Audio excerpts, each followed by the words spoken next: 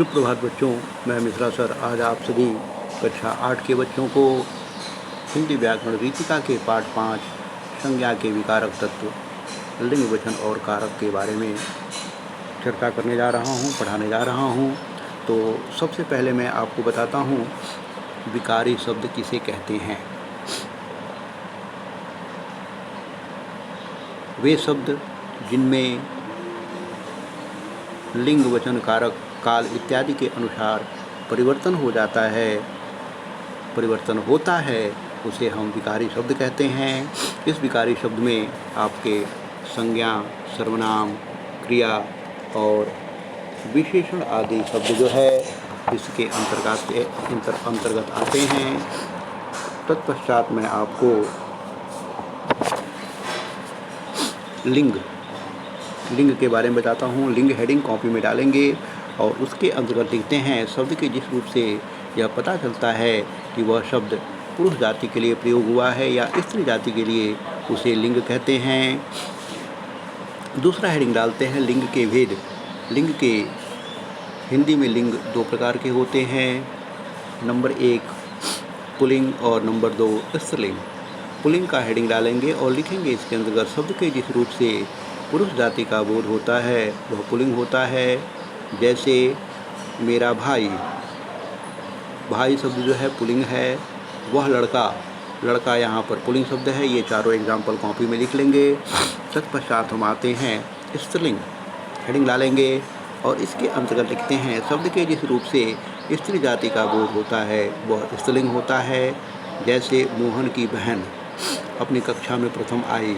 वह लड़की, यहाँ बहन और लड़की शब्द जो है स्त्रीलिंग को संबोधित कर रहा है, अतः ये शब्द जो हैं स्त्रीलिंग हो जाएंगे। ये चारों एग्जाम्पल जो है कॉपी में हम लिख लेंगे। तत्पश्चात यहाँ देखिए एक टेबल बना हुआ है जिसमें लिखा हुआ है नित्य पुल्लिंग शब्द। इसे जो है कॉपी में लिखने की आवश्यकता नहीं है, यह बुक से यहीं से याद करेंगे। नित्य स्त्रीलिंग रहने वाले शब्द ये भी आपको याद करने हैं, कॉपी में लिखने की आवश्यकता नहीं है। तत्पश्चात हम आते हैं, याद रखिए हेडिंग पड़ा हुआ है ग्रीन टेबल में, इसे भी याद करना है, इम्पॉर्टेंट है ये। यहाँ पर देखिए लिखा हुआ है नित्य पुल्लिंग। उल्लू, कौवा, भालू, चीता, तोता ये सब नित्य पुल्लिंग शब्द हैं। जबकि पशु, पक्षी, कीट आदि के नामों को प्रकट करने वाले जो है ये नित्य पुल्लिंग अथवा नित्य स्त्रीलिंग भी होते हैं। ठीक है, नित्य स्त्रीलिंग में उल्लू, कौवा, भालू, चीता ये हो गया।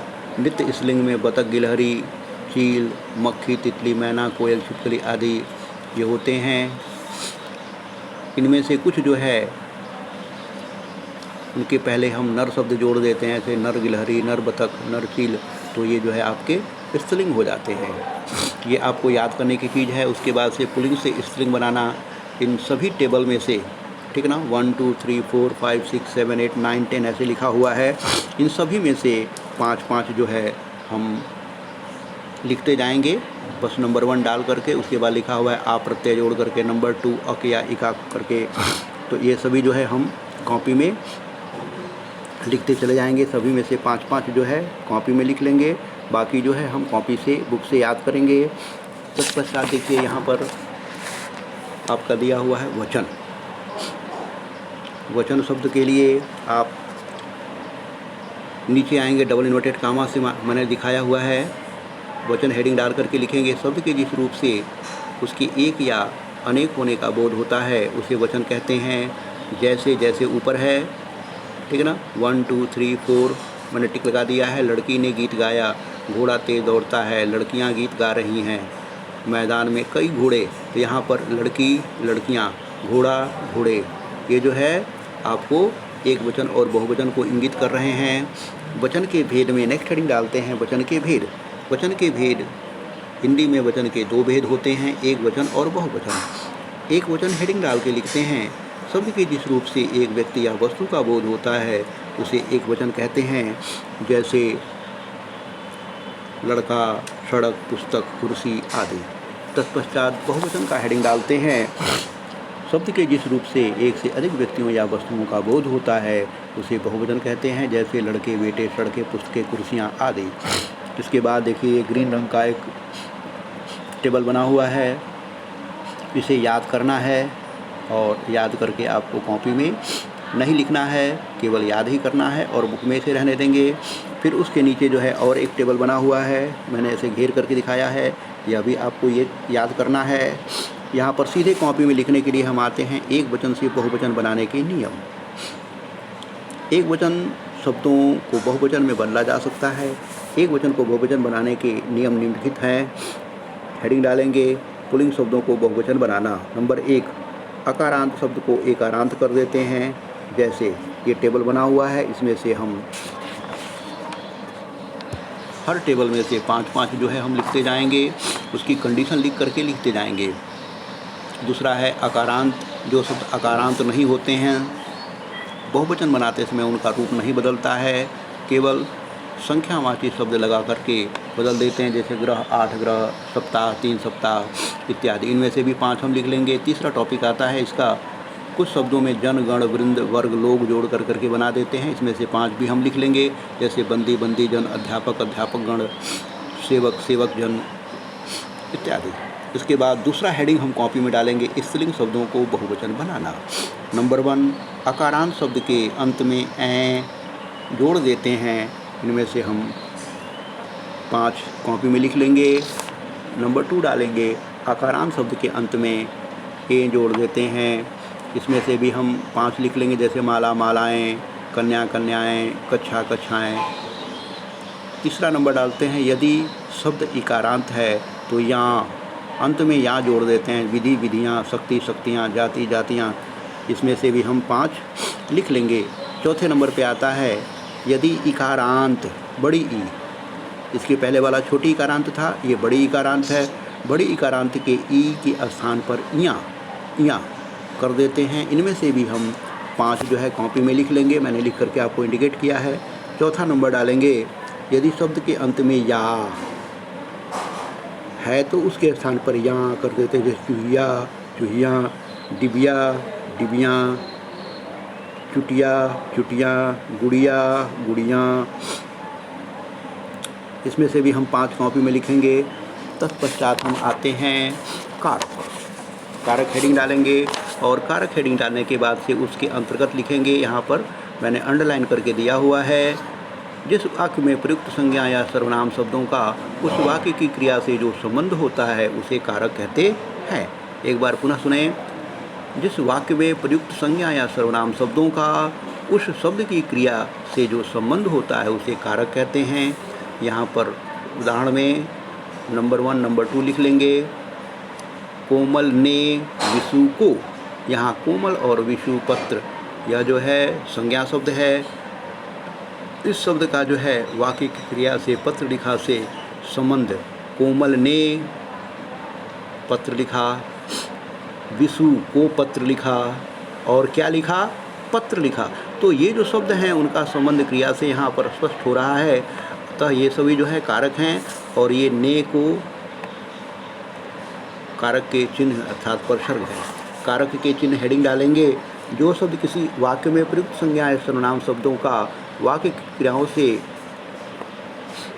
संबंध प्रकट करते हैं उन्हें कारक चिन्ह कहते हैं।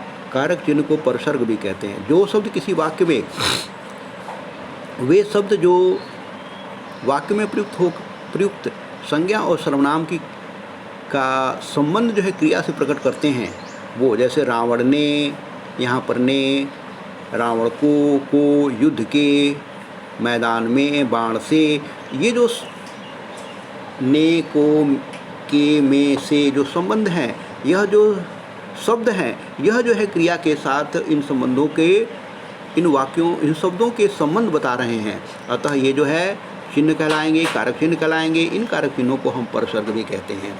तत्पश्चात कॉपी में हम नेक्स्ट हेडिंग डालते हैं, कारक के भेद लिखेंगे। उसके अंतर्गत कारक के 8 भेद होते हैं और ये टेबल हम बना लेंगे, कारक और कारक चिन्ह या परसर्ग। कर्ता ने कर्म को करण से के द्वारा, संप्रदान के लिए को अपादान से अलग होने के अर्थ में, संबंध कारण काके की रारेरी अधिकरण में पै पर, संबोधन हे हो अरे। इसके बाद हम फिर आते हैं, एक एक को अलग अलग डिफाइन करते हैं।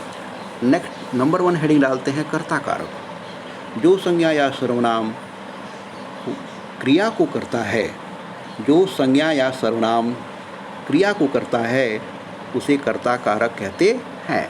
कर्ता कारक का चिन्ह कभी भी प्रयोग नहीं किया जाता है। उसके अंतर्गत जैसे में लिख लेंगे, मोहन ने पत्र लिखा, तुमने झूठ क्यों बोला, इत्यादि।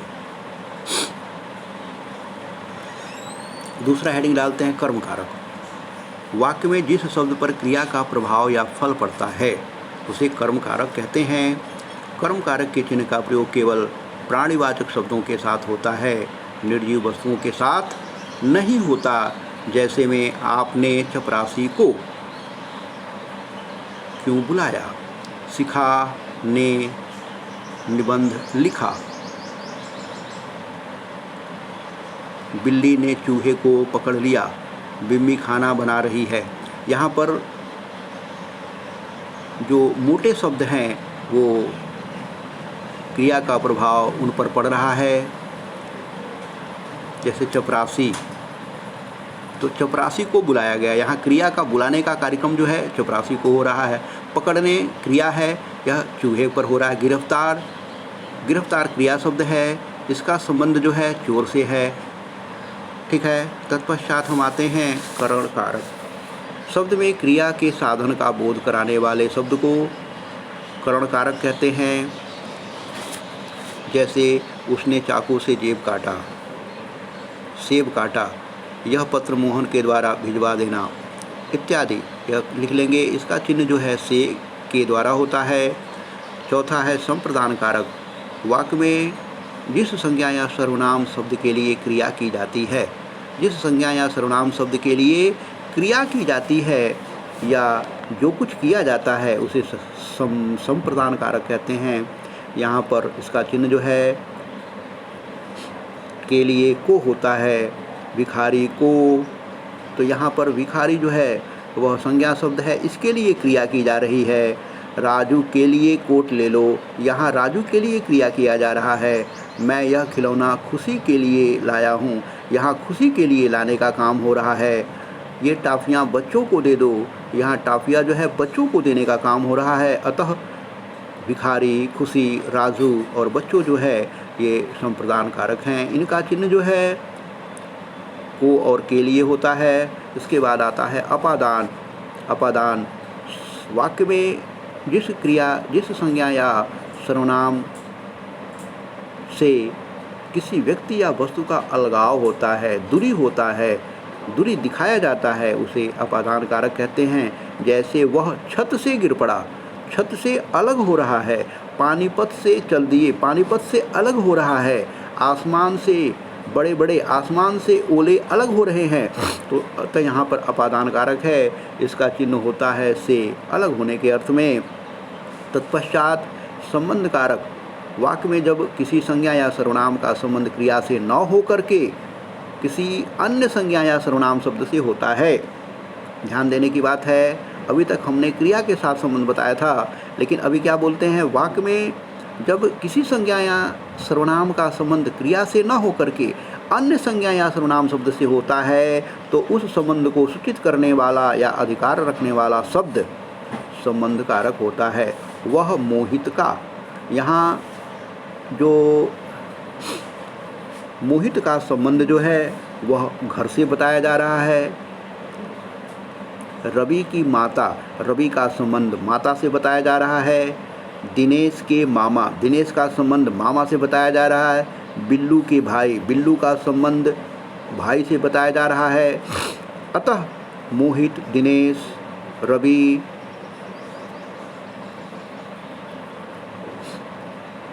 ये जो है संबंध बताने वाले शब्द हैं और इनका जो चिन्ह होता है वह का, के, की, रा, रे, री होता है। अतः मोटे जो यहाँ पर बोल्ड लेटर में शब्द लिखे गए हैं वे संबंध कारक हैं। तत्पश्चात आता है अधिकरण। हेडिंग डालेंगे, संबंध में जो शब्द क्रिया के आधार को सूचित करता है उसे अधिकरण कारक कहते हैं। जैसे नदी में, लड़के मैदान में, वह साइकिल पर, गीता कुर्सी पर। तो यहाँ पर जो है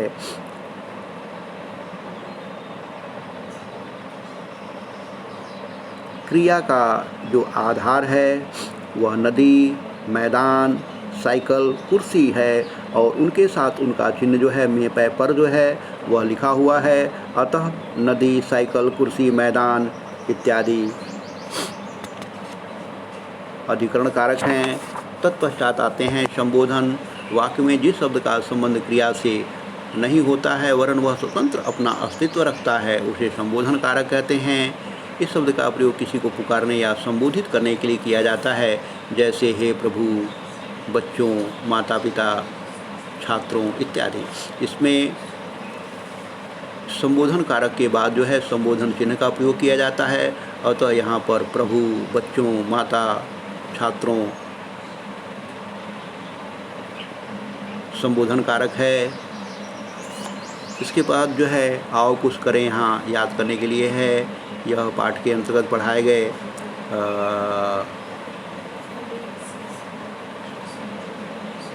भावों, वस्तु, विषय का संक्षिप्त रूप है। इसके बाद जो है आओ कुछ करें, यह होमवर्क बुक में करना है। इसे मैंने करके आपको दिखा दिया है। 5वां प्रश्न जो है ये आपको बुक में करना है।